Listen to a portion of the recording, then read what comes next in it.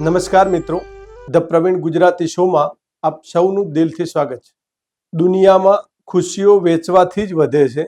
સાચી સેવા એ જ છે જે આંખના આંસુ લૂછે છે। મિત્રો, આજના આ ભાગદોડવાળા સમયમાં દરેક માણસ પોતાના સપના, કરિયર અને બેંક બેલેન્સ પાછળ દોડી રહ્યો છે, પરંતુ આજે પણ કેટલાક એવા ખુદદાર માણસો છે જે પોતાના સપના બાજુ પર મૂકીને બીજાના જીવનમાં અજવાળું પાથરવા નીકળી પડે છે। આજે એક એવી જ અદ્ભુત અને પ્રેરણાદાયી સફર વિશે આપણે વાત કરવાના છીએ। વિચારો, એક તરફ સરકારી નોકરી જેવી સુરક્ષિત જિંદગી હોય અને બીજી તરફ સંઘર્ષ, આર્થિક પડકારો અને મુશ્કેલીઓથી ભરેલો સમાજ સેવાનો રસ્તો। તમે કયો રસ્તો પસંદ કરો? અમદાવાદની સિવિલ હોસ્પિટલમાં ફાર્માસિસ્ટ તરીકે ફરજ બજાવતા એક યુવાને પોતાની નોકરી છોડી આર્થિક પડકારો અને મુશ્કેલીઓથી ભરેલો સમાજ સેવાનો રસ્તો પસંદ કર્યો। નોકરીના ફ્રી સમયમાં ગરીબ બાળકોને ભણાવવાથી શરૂ થયેલી આ સફર આજે એક વટવૃક્ષ બની ગઈ છે। પોતાના વતન ધાનેરાના વાલેર ગામે પરત ફરીને યુવાને એક NGO શરૂ કરી। આજે ત્યાં માત્ર ગરીબ બાળકોને શિક્ષણ જ નથી અપાતું, પણ કેટલાય બાળકોને દત્તક લઈને તેમનું ભવિષ્ય ઉજ્જવળ બનાવવામાં આવી રહ્યું છે। એટલું જ નહીં, મૂંગા પશુ પક્ષીઓની સારવાર હોય કે ધાનેરામાં ભૂખ્યાને ભોજન આપતું ખીચડી કઢી ઘર, એમની સેવાની સુવાસ ચારે તરફ ફેલાઈ રહી છે। તો ચાલો મળીએ આજના આપણા ખાસ મહેમાન, સેવા અને સમર્પણનો પર્યાય એવા પારસભાઈ સોનીને। પારસભાઈ, સ્ટુડિયોમાં તમારું સ્વાગત કરું છું। ખૂબ આભાર। પારસભાઈ, તમારા વિશે ઘણી બધી બાબતો જાણી છે। ખાસા એવા સમય માટે તમારા કામને નજીકથી જોવાનો પ્રયત્ન કર્યો છે, લોકો વચ્ચે જાણવાનો પ્રયત્ન કર્યો છે, અને એ પછી મારે તમને મળવાનું થાય છે। હું તમારી સંસ્થા સુધી પહોંચું છું। તમે નોકરી મેળવ્યા પછી નોકરી છોડીને સેવાકીય પ્રવૃત્તિમાં આવ્યા છો, એનું મૂળ કારણ શું છે? 2012ની અંદર મારો ફાર્મસીનો અભ્યાસ અમદાવાદ ખાતે ખતમ થયો। ખતમ થયા પછી તરત અમારી જે એક્ઝામ આવી ફાર્મસી સિલેક્શન માટેની, એમાં અમદાવાદ સિવિલ હોસ્પિટલમાં મારી એઝ અ ફાર્માસિસ્ટ તરીકે જોબ લાગી। જોબ મારી દિવસ દરમિયાનની હતી અને સાંજે હું જે રાણીપ અને ચાંદોડિયા વિસ્તાર જે છે કે જ્યાં રાણીપ ગામની અંદર હું રહેતો, અને ત્યાં રેલવે ટ્રેક ઉપર જે ઝૂંપડી પટ્ટી બાંધીને જે લોકો રહેતા હતા એમના બાળકોને હું ભણાવવા જતો। એટલે હેલ્થ કેરની જોબ સાથે સાથે મને બાળકોને ભણાવવાનું વધારે મને ગમવા માંડ્યું। પછી ધીમે ધીમે મને એવું લાગ્યું કે આ જે પ્રશ્ન અહીંયા છે અમદાવાદ જેવી મોટી સિટીની અંદર પણ એજ્યુકેશનનો પ્રશ્ન છે, તો એ પ્રશ્ન મારા વિસ્તારની અંદર પણ હોઈ શકે। તો મારા વતનની અંદર, મારું મૂળ વતન ધાનેરા પાસે વાલેર ગામ છે, તો ધાનેરાની અંદર હું તરત જ શિફ્ટ થઈ ગયો અને નોકરીમાં રિઝાઇન આપ્યું। ત્યારે ફેમિલીવાળાએ ઘણા સમય સુધી મને બોલાવ્યો નહીં કે સરકારી નોકરી કેમ છોડી છે, કે ખાસ કરીને આપણા પંથકની અંદર મેં એવા ઘણા બધા બાળકો જોયા છે કે જે બાળકો ધોરણ 8માં અભ્યાસ કરતા હોય પણ 8મા ધોરણનું ના આવડતું હોય, એમને વાંચતા લખતા ના આવડતું હોય, ઘડિયા ના આવડતા હોય, અંગ્રેજી ABCD ના આવડતી હોય। કેમ કે 1 થી 8 ધોરણ સુધી તો સરકારનો નિયમ છે કે એમને ફેલ ના કરવા, એટલે બાળકો પાસ થઈ જાય છે। પણ જ્યારે એ બાળક 9મા અને 10મામાં આવે છે, 9મા અને 10મામાં તમે જ્યારે રિઝલ્ટ જુઓ ત્યારે તો મોટે ભાગે વિદ્યાર્થીઓ ગણિત, વિજ્ઞાન, અંગ્રેજીમાં ફેલ થયેલા હોય છે। 2 ટ્રાય કરે, 3 ટ્રાય કરે, છતાં પણ સફળ નથી થતા। તો અમે એક ફોકસ કર્યો કે એવા પ્રાઇમરી શાળાના જે બાળકો જે છે એ બાળકો ત્યાંના પ્રિન્સિપાલ, ક્લાસ ટીચરને પૂછી અને એ બાળકોને અક્ષર જ્ઞાનને અને જે તે ક્લાસનું શીખવાડવાનો પ્રયત્ન કરીએ। તમે જે બાળકોને ભણાવવા માટે નિર્ધારિત કર્યું, તમે જે બાળકો માટે તમારી જોબ છોડી છે, તમારું ઉજ્જવળ ભવિષ્ય છોડીને તમે એમની પાસે આવ્યા છો, એનો મિનિંગ ક્યાંક ને ક્યાંક એવો થાય છે કે તમારે એમને એક ઉજ્જવળ અભ્યાસ પૂરો પાડવો છે, એમના જીવનની અંદર કારકિર્દી પૂરી પાડવી છે। પરંતુ તમે તો તમારી પોતાની કારકિર્દી છોડીને આવ્યા છો। ત્યારે એવો અફસોસ ના થયો કે મેં નોકરી છોડી છે તો આગળ જતા મને મુશ્કેલી આવશે, મારી ઇન્કમનો સોર્સ, અથવા તો હું મારા પરિવારમાં ક્યાંક ને ક્યાંક બીજા લોકો કરતા નીચે રહીશ? આવા વિચારો ક્યારે નથી આવ્યા? માણસ જ્યારે નોકરી કરતો હોય તો મારા દ્રષ્ટિએ હું એને 2 જ પ્રશ્ન માની શકું છું। એક તો એ આર્થિક સદ્ધરતા માટે કરતો હોય છે અથવા સોશિયલ સિક્યુરિટી માટે કરતો હોય છે। મારું ફેમિલી, અમે મધ્યમ વર્ગ પરિવારથી છીએ। મારો નાનો ભાઈ, મોટો ભાઈ, પપ્પા બધા જ સોનીકામના બિઝનેસની અંદર અમે જોડાયેલા છીએ। સારું એવું કમાઈએ છીએ અને અમારું ફેમિલી સરસ રીતે ચાલે છે। મારા ફેમિલી જોડે જ્યારે મેં વાત કરી ત્યારે એક પ્રશ્ન ક્લિયર આવ્યો કે મારા કમાણીની મારા પરિવારને જરૂર નથી। એટલે એ જે આર્થિક જે સદ્ધરતાનો વાત આવી એમાંથી હું થોડો બાકાત થયો। અને બીજી વાત આવી હતી કે સામાજિક સિક્યુરિટી અને સામાજિક જવાબદારીમાંથી તો જ્યારે મારા 2016ની અંદર મેરેજ થયા અને એ પણ મેરેજ અમારા સમાજના રીતિરિવાજો પ્રમાણે કરેલા, પણ દહેજ પ્રથાનો હું વિરોધી હતો, એટલે વગર દહેજ લીધે શંકર ભગવાનના મંદિરની અંદર અમે બંને પરિવારો સાથે મળીને લગ્ન કર્યા. પણ અનફોર્ચ્યુનેટલી અમારું વધારે લગ્ન જીવન ન ચાલ્યું અને 6-7 મહિનાની અંદર અમારો આ ડિવોર્સ થયા. અને ત્યારબાદ મેં નક્કી કર્યું કે હવે મારી કોઈ સામાજિક જવાબદારી નથી. મારા ફેમિલી જોડે પણ મેં વાતચીત કરી કે, અને મારા ફેમિલીએ પણ મને એમાંથી બાકાત કર્યો. તો એટલે જ હું અમારા સોશિયલ કામની અંદર વધારે જોડાયો છું અને આ કામની અંદર પૂરેપૂરો સમય આપી શકું છું. તમે જ્યારે તમારી નોકરી છોડીને અમદાવાદ ખાસા એવા વર્ષ તમે મારા ખ્યાલથી અમદાવાદ રહ્યા છો, અમદાવાદથી ડાયરેક્ટ તમે ગામડે આવ્યા છો, ધાનેરા જેવી સિટીમાં છો.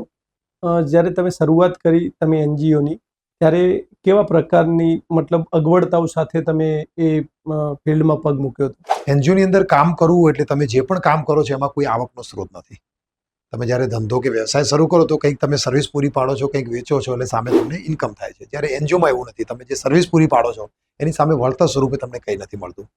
તો એ વળતર સ્વરૂપે આપવાની જવાબદારી સમાજની છે.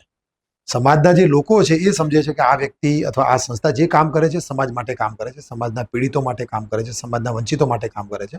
તો એને ફંડિંગ પૂરું પાડવું, એને સપોર્ટ પૂરું પાડવું સમાજની જવાબદારી બને છે. પણ શરૂઆતના સ્ટેજની અંદર મને બહુ તકલીફ પડેલી. અમે ધાનેરામાં નવા આવેલા, નવી અમારી ટીમ હતી. અમે જ્યારે કામ શરૂ કર્યું, અમારે પૈસાની જરૂર પડતી, દાનની, જે મતલબ ખર્ચ ચલાવવા માટે. તો હું જે અમદાવાદ હતો ને મેં જે જોબ કરેલી, મેં ટ્યુશન ક્લાસીસ કરેલા, અને મારું અંદાજે 10 થી 12 લાખનું મારું સેવિંગ હતું પોતાનું. અને એ સેવિંગને મેં સંસ્થાની અંદર આપ્યું અને એ સેવિંગથી અમે 2, 4, 3 વર્ષ સુધી સતત કામ કર્યું, કન્ટિન્યુઅસ કામ કર્યું. શરૂઆતમાં ખર્ચો ઓછો હતો, કેમ કે અમારે જે કામ કરનારા લોકો હતા એમાંથી કોઈ પગાર મેળવનાર નહોતા, માત્ર વોલેન્ટિયર તરીકે કામ કરતા હતા અને હું ફૂલ ટાઈમ એની અંદર સેવા આપતો હતો. તો મારું જે સેવિંગ ધીમે ધીમે મેં સંસ્થાની અંદર આપ્યું અને પછી ધીમે ધીમે કામ શરૂ થયું. એ કામને સોશિયલ મીડિયાના માધ્યમમાં અમે મુકતા થયા. ત્યારથી અમારી સાથે લોકો જોડાયા અને ધીમે ધીમે અત્યારે 2026નો સમય છે, 2014માં સંસ્થા રજીસ્ટર કરેલી, 12-13 વર્ષનો સમયગાળો થયો છે. આજના દિવસની અંદર અમારી સંસ્થા સાથે 3000થી વધારે રેગ્યુલર દાતાઓ જોડાયા છે, નાનું મોટું દાન આપી રહ્યા છે. જે શરૂઆતમાં જે પડકાર હતો ફંડિંગનો, એ પડકાર અમને અત્યારે નથી નડી. તમે જ્યારે શરૂઆતમાં બાળકોને શિક્ષણ પૂરું પાડવાની શરૂઆત કરી, ત્યાંથી લઈને અત્યાર સુધીમાં તમે એવા કેટલા બાળકો છે કે જેમને મદદરૂપ થયા છો, તેમનો અભ્યાસ પૂરો કરવામાં તમારી સંસ્થાએ કામ કર્યું? અંદાજે 600થી વધારે બાળકો એવા છે કે જે મારી સંસ્થા સાથે મદદ લઈને ભણ્યા છે.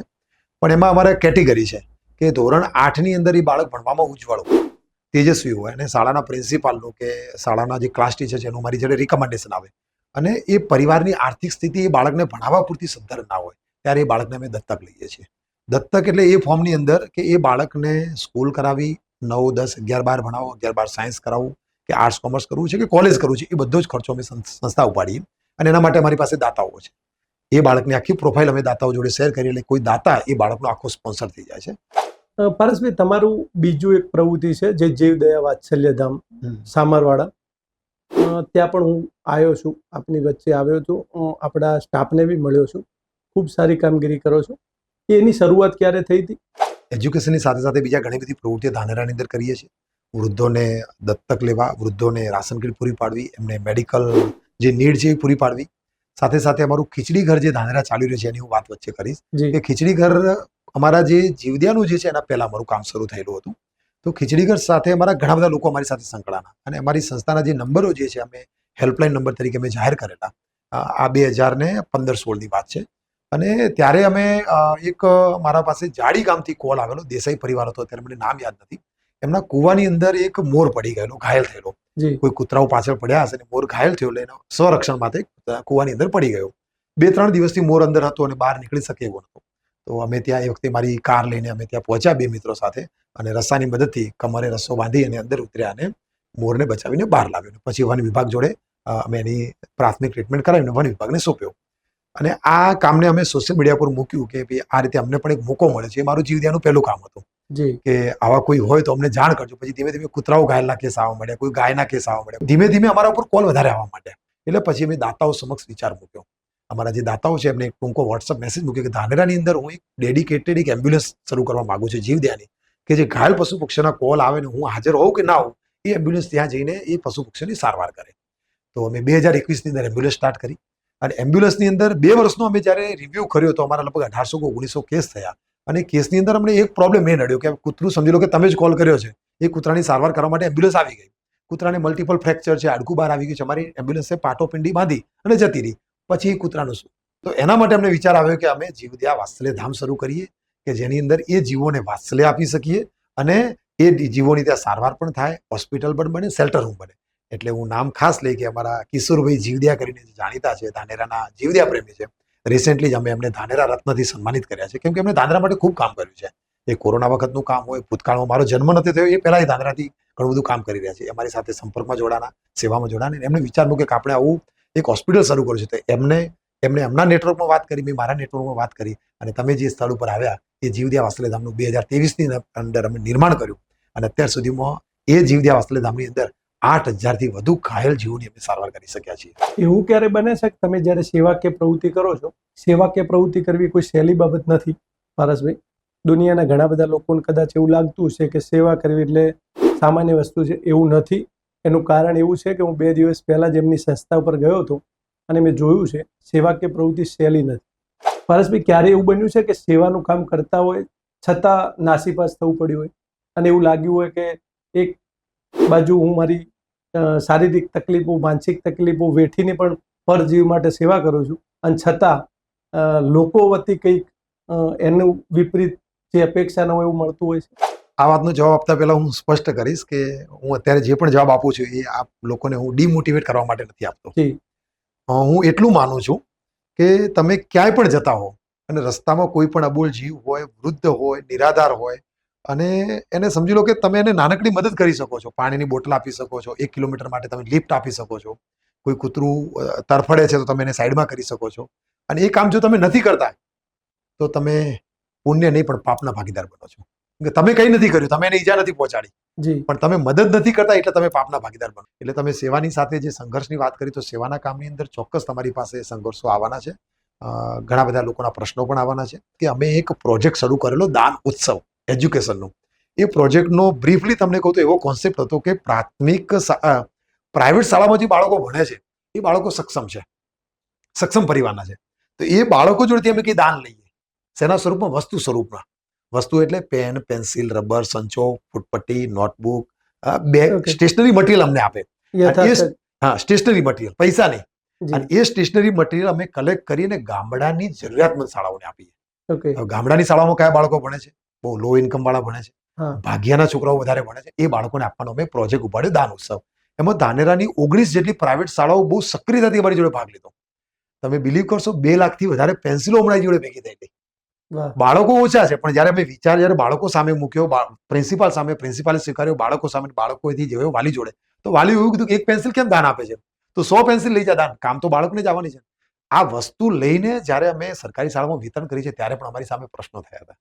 પ્રશ્નો એવો થયા હતા કે પારસભાઈએ અથવા પારસભાઈની ટીમે કે સંસ્થાએ દાન ઉત્સવમાં જે બાળકો જોડેથી જે વસ્તુઓ કલેક્ટ કરી છે એ પચાવી ખાઈ ગયા છે. હવે એકચ્યુઅલી એવો મારા મનમાં કોઈ નહોતો, પણ એ દરમિયાન કોવિડ આવી ગયેલો અને કોવિડની અંદર તમને પણ ખબર છે કે શાળાઓ બંધ હતી. એ પરિસ્થિતિ ખૂબ ખરાબ હતી અને એ સમયે ખબર નહીં, અત્યારના સમય મને એવું લાગે છે કે એ સમયે હું ખોટો હતો. મેં સોશિયલ મીડિયામાં ઘણા બધા જવાબો આપ્યા હતા અને પ્રેસ કોન્ફરન્સમાં કરી હતી, લાઈવ પણ થયો હતો. પછી લાગ્યું ઠીક છે, એ હવે છોડી દેવું જોઈએ. હવે મને અફસોસ થાય છે કે એ વખતે મારે કોઈને જવાબ આપવાની જરૂર નથી, મારે મારી રીતે કામ કરવાની જરૂર હતી અને જવાબ આપવામાં મારી ખોટી એનર્જી પણ વેડફવાની હતી અને એના મેં બહુ બધો સામનો પણ કર્યો છે. મારા અંગત જીવનની અંદર પણ મને બહુ નુકસાનો થયા છે. મારા ઉપર બળાત્કાર અને ગર્ભપાત મેં કરાવ્યું છે એવો કેસ થયેલો અને મારે 1 મહિનો માટે મારે જેલવાસ ભોગવવો પડ્યો. આની અંદર ઘણા બધા લોકો ઇન્વોલ્વમેન્ટ લીધું હતું અને એમનો આશય એવો હતો કે આ સંસ્થા કામ કરતી બંધ થાય અથવા પારસ જે કામ કરી રહ્યો છે એ કામને બંધ થાય, એવું ખબર નહીં કેમ એમના મનમાં આવ્યું. અને પછી 1 મહિના પછી જ્યારે મને જામીન મળ્યા અને હું હાઈકોર્ટમાં ગયો અને મારો ફરિયાદ કેસ થઈ અને એ સમય મારો બહુ કઠિન સમય હતો. પરિવાર, ફેમિલી, સામાજિક, બળાત્કારી વ્યક્તિ જોડે કોણ ઉભો રહે? સાચું હોય તો પણ સમાજ તો એને ધુતકારે છે. તો એ જ્યારે પ્રશ્ન આવ્યો ત્યારે 1 મહિના માટે હું વિપશ્યના કરવા માટે હું જતો રહ્યો અને મારા પોતાની હું શું કરી શકું છું એ જાણવા પ્રયત્ન કર્યો. પછી મને લાગ્યું કે સમાજના લોકો, કહેનારા લોકો 10% છે અને જે લોકોને હું લાભ કરી રહ્યો છું અથવા જે લોકો માટે કામ કર્યું છે 90% વર્ગ છે. 90% વર્ગને હું અન્યાય ના કરી શકું, કેમ કે ભગવાને મને શક્તિ આપી છે. મેં મારું ઘણું બધું પારિવારિક જીવન, મારું સામાજિક જીવન, મારું આર્થિક બધું જ મેં ગુમાવ્યું છે. તો આ નાના જે મારા ઉપર બ્લેમ લાગ્યા છે તો કામ કેમ છોડી દઉં? અને પછી ફરી આવી અને એના પછી જ જીવદયા વાત્સલ્ય ધામની શરૂઆત. તકલીફ જ્યારે આવી છે ત્યારે એવું ફીલ થયો છે કે મેં સેવા કરી છે ને એનો બદલો ભગવાન ક્યાંક આપે છે? મારા 2 મેજર એક્સિડન્ટ થયા છે. એ એક્સિડન્ટની અંદર મારા જે હિતોચ્છો હતા, મિત્રો હતા, મારા પરિવારજના હતા, એ છેલ્લી વખત મને હોસ્પિટલ જોવા આવેલા કે આને છેલ્લી વખત જીવતો જોઈ લઈએ. હું કોમામાં જતો રહેલો 10 દિવસ માટે. મલ્ટિપલ મારા ફ્રેક્ચરી હતા, મલ્ટિપલ ઇન્જરી હતી, હેડ ઇન્જરી હતી, મારા સ્પાઇનમાં આખું ડેમેજ થઈ ગયું હતું અને 2 મહિના સુધી અમદાવાદની સ્ટર્લિંગ હોસ્પિટલમાં હું દાખલ રહેલો અને પરિવારે આશા છોડી દીધી કે આ માણસ ઊભો થશે તો 2 વર્ષ સુધી કામ નહીં કરી શકે. અને ક્યારનો બનાવ છે? આ 2019નો બનાવ છે. અહીં તમે જોઈ શકો છો મારે આ ટ્રેક્યુસ્ટોમી કરેલી છે. 6 મહિના મેં અહીંથી શ્વાસ લીધો છે અને 6 મહિના મારા દાંતનો જડબું જે છે એ પણ મારું અંદર સર્જરી કરેલી છે અને મેં નાકની નળી મારફતે મને પાણી અને લિક્વિડ એક્સિડન્ટ કઈ રીતે થયો હતો? હું અમદાવાદથી સુરત જઈ રહ્યો હતો અને સવારનો સમય હતો, જાન્યુઆરી મહિનો અને ઉત્તરાયણનો પછીનો દિવસ 15મી જાન્યુઆરી અને રોડ વચ્ચે જે ડિવાઈડર હોય છે, ડિવાઈડરમાં જે ઝાડ ઊભા હોય છે એમાંથી કોઈ ગાય દોડતી આવી ગઈ મારી ગાડી આગળ. મારી 90ની સ્પીડ હશે ગાડીની અને ગાયને બચાવવા જતાં મેં ટર્ન લીધો અને ગાડીનો કંટ્રોલ ના થયો એટલે ગાડી મારી ઝાડે જઈને અથડાઈ ગઈ. એકલા જ હતા ગાડી? હું ગાડીમાં એકલો જ હતો. 2-3 કલાક સુધી ગાડીમાં પડ્યો રહેલો. હું બેહોશ હતો. જ્યારે હોશમાં આવ્યો ત્યારે હું હોસ્પિટલ હતો, કોઈ લોકો મને લઈ આવ્યા અને પછી હું રિકવર થયો છું અને 8 મહિનાની અંદર હું પાછો સંસ્થાની ઓફિસે આવેલો, પછી કામ શરૂ કરેલું છે. અને આ ભાવનો બદલો ભગવાન આપે છે, કેમ કે હું 2 વખત જીવ્યો છું. તમે વાત કરી કે સેવા કરો તો ભગવાન તમને જોડે છે કે નથી જોતો, તો ભગવાન જોવે છે. મને 2 વખત બચાવ્યો છે, 2 વખત એક્સિડન્ટની અંદર. તો હું માનું છું કે હું બધા લોકોને કહું છું કે તમે જો સેવા કરો છો તો ભગવાન ચોક્કસ તમને જોવે છે, તમને અને તમારા પરિવારને. મને તો અનુભવ થયો છે, હું એનો સાક્ષી છું અને મારા ઘણા બધા મિત્રો પણ જાણે છે. તો ભગવાન એનો ચોક્કસ તમને બદલો આપે છે. પરેશભાઈ, તમે જે જીવ દયા વાત્સલ્યની શરૂઆત કરી છે ત્યાં તો ખૂબ સારું એવું તમે જોયું છે. મેં ઘણા બધા જીવોને તમે લાલન પાલન કરી રહ્યા છો, સેવા કરી રહ્યા છો. ત્યાં તમારો સ્ટાફ સતત રાત દિવસ ખડે પગે છે અને બધી જ કુશળ વ્યવસ્થા તમારી ત્યાં જોવા મળે છે. એ પછી જ્યારે આપણે ખીચડી કઢીની વાત કરીએ, ખીચડી કઢી શરૂ કરવી છે એવો વિચાર કઈ રીતે આવ્યો અને શા માટે એવું લાગ્યું છે કે મારે લોકોને આ રીતે ખવડાવવું છે? આપણા સમાજની અંદર એવા ઘણા બધા લોકો છે કે જે કોઈ આગળ હાથ નથી લંબાવી શકતા. બેઝિકલી આપણા વિસ્તારની વાત કરીએ ને તો મજૂર વર્ગ જે કામ કરે છે એમનો પગાર ધોરણ 8,000 થી માંડીને 12,000 છે.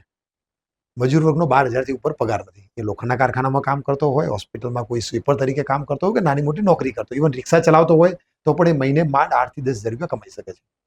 હવે તમે એક સિનારીઓ વિચારો કે ધાનેરાના બાજુના 10 કિલોમીટર દૂર ગામડાથી એક વ્યક્તિ ધાનેરા આવે છે નોકરી અર્થે, તો એનું આવા જવાનું ભાડું અંદાજે 50 રૂપિયા આવવા જવાનું થઈ જાય એટલે મહિનાના 1,500 રૂપિયા એમાં જતા રહ્યા.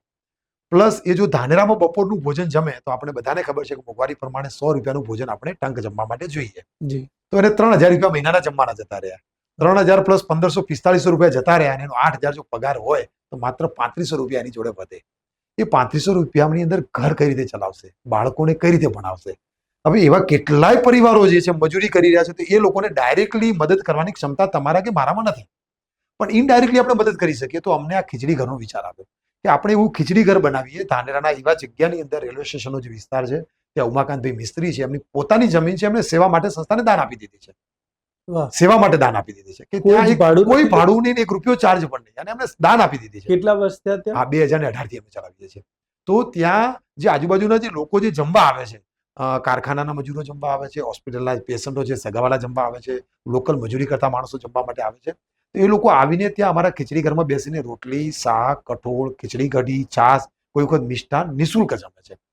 એમની ઈચ્છા હોય, જ્યારે એમનો પગાર થાય છે મહિને, ત્યારે એમની ઈચ્છા પ્રમાણે જે એમને હોટલમાં જમવાના 3,000 રૂપિયા થવાના થાય, તો અમારા દાન પેટીમાં આવીને 500 રૂપિયા, 200 રૂપિયા, 1,000 રૂપિયા મૂકીને જાય છે. કેમ? આ અમને ક્યારે ખબર પડે કે જ્યારે દાન પેટી અમે મહિને ખોલીએ તો દાન પેટીમાં પૈસા કેવા હોય તમને ખબર છે? 5 રૂપિયા, 10 રૂપિયા, 20 રૂપિયા. જ્યારે 500ની નોટ નીકળે ત્યારે અમે એનું સીસીટીવી મોનિટરિંગ કરીને જોઈએ ત્યારે ખબર પડે કે આ એ વ્યક્તિ પૈસા નાખી ગયો છે કે જે 1 મહિનો અમારે ત્યાં જમવા આવે છે. પરેશભાઈ, દિવસ દરમિયાન અંદાજિત કેટલા લોકો જમતા હશે અહીં? દિવસ દરમિયાન અત્યારે 370 થી વધુ લોકો અત્યારે જમી રહ્યા છે. રોજના 370 થી વધુ લોકો જમી રહ્યા છે. અને જમવા આવનારની અંદર મોટા ભાગનો વર્ગ એવો છે કે જે લગભગ 60 વર્ષ વટાવી ચૂકેલો છે અને એમનો પરિવાર નથી સાચવતો. તમારી આખી જ સંસ્થા જે NGO ચાલે છે એની અંદર અત્યાર સુધીમાં કેટલો સ્ટાફ કામ કરે છે? ટોટલ અત્યારે કરન્ટલી 32 જણનો અત્યારે અમારો સ્ટાફ કરી રહ્યો છે. એમાં જીવદયા આવી ગયું, ખીચડી ઘર આવી ગયું, વૃદ્ધોને રાશન કીટ પહોંચાડવાનું આવી ગયું, વૃક્ષારોપણ આવી ગયું, વિદ્યાર્થીઓને ભણાવવાનું આવી ગયું, નાની મોટી જે અમારી બધી પ્રવૃત્તિઓ જે છે મેડિકલની છે, એમ્બ્યુલન્સ પણ અમારી પાસે છે. તો 32 જણનો સ્ટાફ છે. અને કોરોના વખતમાં અમારી સંસ્થા સાથે વોલેન્ટિયરો જોડાણા, સ્વયંસેવકો જોડાણા. એ સ્વયંસેવકો અત્યારે પણ સંસ્થા સાથે અલગ અલગ વિભાગની અંદર એમની જે રુચિ છે એ પ્રમાણે એ પોતે ટાઈમ આપી રહ્યા છે અને સમય આપી રહ્યા છે. ખાસ કરીને મારે જીવદયા વિશે જ પૂછવું છે. આવનારા સમયમાં જીવદયાને લઈને મગજમાં શું ચાલે છે? કેવા પ્રકારની પ્રવૃત્તિ ઈચ્છી રહ્યા છો? હજુ આ છે એમાં કઈ વધારો કરવાનો, અથવા તો જે નથી થઈ શક્યું ને મનમાં ગોલ હોય કે મારે આ કરવું છે? કે આપણા વિસ્તારની અંદર, બનાસકાંઠા વિસ્તારની અંદર કે જે દૂધ આધારિત મતલબ છે, એને એની અંદર આપણે શંકર ગાયો વધારે પાળીએ છીએ જી દૂધની વધારે આવક લેવા માટે. અને મને ઘણી બધી ગૌશાળાઓ એવી જોવા મળી, લગભગ દરેક ગામડે ગૌશાળાઓ બની ગઈ છે અંદાજે. અમારા ધાનેરા તાલુકામાં તો લગભગ બધા ગામડે. તો એ ગૌશાળાની અંદર શંકર ગાયોને એન્ટ્રી નથી, માત્ર દેશી ગાયોને જ રાખે છે.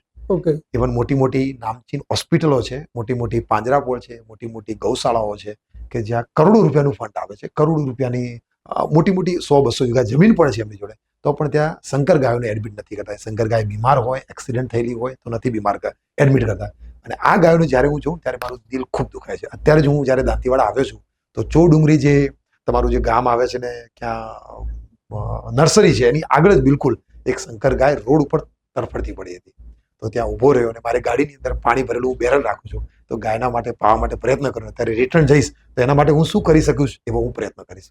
તો મારો પ્લાનિંગ છે કે અમને PFC કંપની દ્વારા, પાવર ફાઇનાન્સ કોર્પોરેશન જે કંપની ગવર્મેન્ટ ઓફ ઇન્ડિયાની છે, એના દ્વારા 49 લાખની અમને ગ્રાન્ટ એપ્રુવ થઈ છે એમ્બ્યુલન્સ માટે, મોટી એમ્બ્યુલન્સ માટે. ઓકે. જેવી અમારી એમ્બ્યુલન્સ 2-3 મહિનામાં આવી જશે તો હું દાતાઓને રિક્વેસ્ટ કરીશ અને આપ સૌને પણ રિક્વેસ્ટ કરું છું કે ધાનેરા આસપાસની અંદર એવી કોઈ પડતર જમીન હોય કે તમારી એવી જમીન હોય કે જે ઉપયોગ નથી થતી, તો ચોક્કસ અમારી સંસ્થાને વાપરવા આપજો.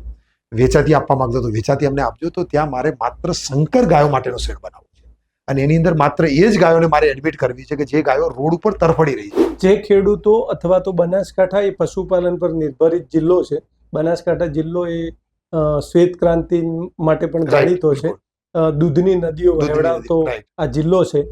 બનાસકાંઠાની જ્યારે વાત કરો ત્યારે બનાસકાંઠાની પશુપાલક બહેનોની પણ ખૂબ મોટી ચર્ચા સંભળાય છે. આજના આ તબક્કે આ પશુપાલકોને શું સંદેશો આપશો શંકર ગાયોને લઈ? એ ગાય જોડેથી તમે દૂધ પીધું છે તો જ્યાં સુધી એનો અંતિમ શ્વાસ ન છૂટે ત્યાં સુધી તમારા ઘરે પાળો. કેમ કે ધાનેરામાં કે તમારી આસપાસ પૂરા બનાસકાંઠાની અંદર કોઈ એવી ગૌશાળામાં વ્યવસ્થા નથી કે પાંજરાપોળમાં વ્યવસ્થા નથી કે શંકર ગાયને લોકો રાખી શકે. દેશી ગાયોને રાખે છે. તો આપણા ઘરનું સભ્ય છે, વિનંતી કરીશ, હાથ જોડીને વિનંતી કરીશ કે ભાઈ ઘણી બધી એવી ગાયો તરફડતી જોઈ છે. પારસભાઈ, અભ્યાસ પછી નોકરી છોડી છે અને નોકરી છોડ્યા પછી જ્યારે શરૂઆત કરો છો એ સમયથી લઈને અત્યાર સુધી તમે એ સમયે તો સ્વાભાવિક રીતે કોઈ એવું ના વિચારે કે હું આવું કરીશ અથવા તો આવું કરી શકીશ. ત્યારે તો મૂંઝવણ જ હોય અથવા તો મેનેજ કરવાની સ્થિતિ હોય. પરંતુ અત્યારે તમારી સંસ્થાને કઈ જગ્યાએ જુઓ છો? તમે શરૂઆત કરી ત્યારે શું વિચાર્યું હતું ને અત્યારે સંસ્થા કઈ જગ્યાએ છે? જેમ જેમ અમને સમાજના પ્રશ્નો અમને દેખાતા ગયા, ભૂખ્યાનો, જીવદયાનો, રાશન કીટનો, વૃદ્ધોનો, વૃક્ષારોપણ, તો એમ કરતા ગયા. હવે મારું એક મોટું સપનું જે હું લઈને બેઠો છું કે જે ભિક્ષા માંગતા જે છોકરાઓ જે છે રોડ ઉપર જે ભિક્ષા માંગી રહ્યા છે, અને આવતી સાલ 2027નો મારો પ્લાનિંગ છે કે એવી રેસિડેન્શિયલ સ્કૂલ મારે બનાવી છે કે આવા જે ભિક્ષા માંગનારા જે નબળા વિદ્યાર્થીઓ જે છે, જે ભણવા નથી જતા અને ભિક્ષા માંગે છે, એ બાળકોને મારી સ્કૂલની અંદર ભણાવી ફ્રી ઓફ કોસ્ટ ભણાવવા છે. અને એની અંદર અમે ક્રાઇટેરિયા રાખ્યો છે અત્યારે પ્રાઇમરી કે ધોરણ 8ની અંદર સરકારી શાળામાં ભણેલો હોય અને 60%થી નીચેનો બાળક હોય, મતલબ એને અક્ષર જ્ઞાન નથી, વાંચતા લખતા નથી આવડતું, એ બાળકોને અમે ભણાવી અને સમાજની મેઇન સ્ટ્રીમમાં લાવવા પ્રયત્ન કરીશું. મિત્રો, આ હતા આપણી સાથે પારસભાઈ સોની. તેમની વાતો પરથી એક વાત તો સાબિત થાય છે કે સાચી સેવા કરવા માટે કરોડો રૂપિયાની નહીં પણ એક વિશાળ હૃદય અને મજબૂત ઈરાદાની જરૂર હોય છે. ગરીબ બાળકોના શિક્ષણથી લઈને ઘાયલ પશુઓની સેવા અને ભૂખ્યાને અન્ન આપવા સુધીની આ સફર આપણા બધા માટે એક મોટો પાઠ છે. સમાજને બદલવા માટે કોઈ મોટી ક્રાંતિની જરૂર નથી હોતી. બસ એક સારો વિચાર અને નિષ્ઠાપૂર્વકનું નાનું પગલું પણ કોઈકની જિંદગી બદલી શકે છે. અમે આશા રાખીએ કે પારસભાઈની આ સેવા યાત્રા સતત વહેતી રહે અને હજારો લોકો માટે આશાનું કિરણ બની રહે.